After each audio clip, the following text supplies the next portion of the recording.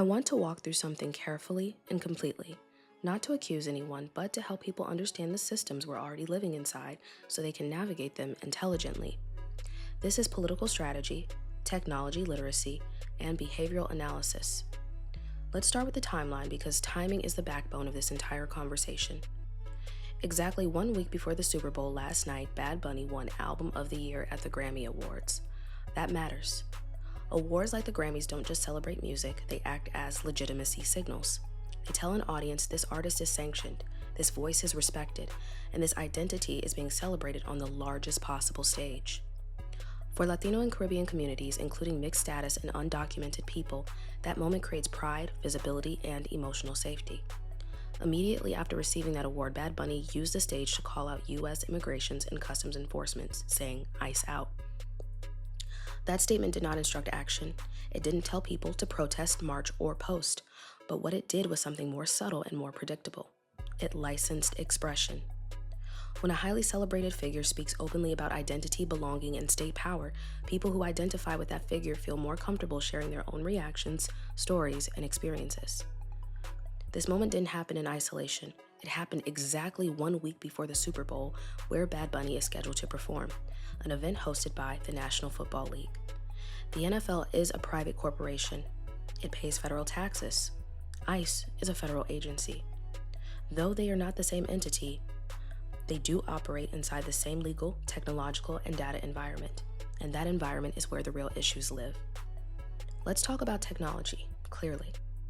There are artificial intelligence systems already in use in the United States for immigration and border enforcement that rely on facial recognition and biometric identity matching.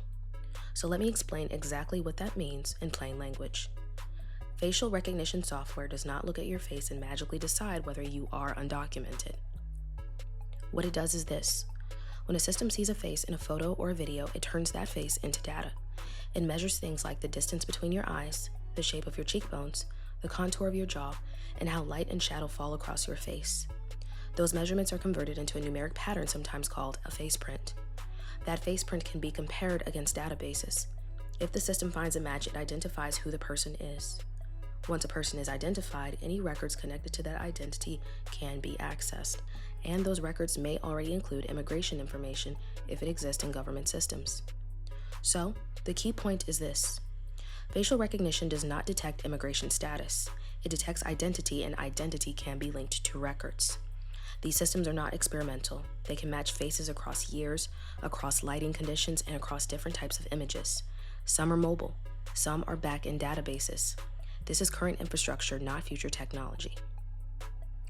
Platforms like TikTok, Instagram, and YouTube are not immigration enforcement agencies, but they are massive generators of biometric data because people voluntarily upload images and videos of themselves. When you post content, you are sharing your face, your voice, your language, your environment, and often your location or personal story. That content becomes persistent. Even if you delete it later, copies can exist in archives, reposts, and indexing systems. Recently, TikTok updated its U.S. privacy policy to clarify that it may process certain categories of sensitive personal information, including things like citizenship or immigration status.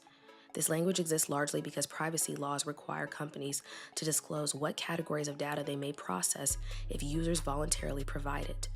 The important part is not a checkbox. The important part is self-disclosure during high emotion moments. So here's what happens next, and this is about human behavior, not bad intent. A cultural victory from a loved Puerto Rican artist like Bad Bunny creates pride. Pride lowers fear. Lower fear increases expression. Algorithms reward expression. They reward emotional storytelling, reaction videos, frequent posting, and visible participation. They do not reward restraint. So, after moments like the Bad Bunny Grammy speech, more people will post, more people will share personal narratives, more faces, voices, and contexts enter the public record. Is people responding logically to incentives. The Super Bowl is not an enforcement event. It is an attention concentration event. When attention concentrates, posting increases, caution decreases. People confuse visibility with safety. But visibility is emotional safety, not structural safety. Systems that store, match, and analyze identity do not operate on emotion. They operate on availability of data over time. Nothing has to happen today. Nothing has to happen this week. The point is that what is shared during high visibility moments becomes part of a long-lasting digital record. This is not about silencing anyone or telling people to hide. It's about being informed, knowing how facial recognition actually works, how algorithms amplify expression, how timing affects risk perception, so people can choose how, when, and how much they share. Information is not fear. Information is protection. So, stay encoded and stay sovereign. This has been a Tailored Healing Transmission.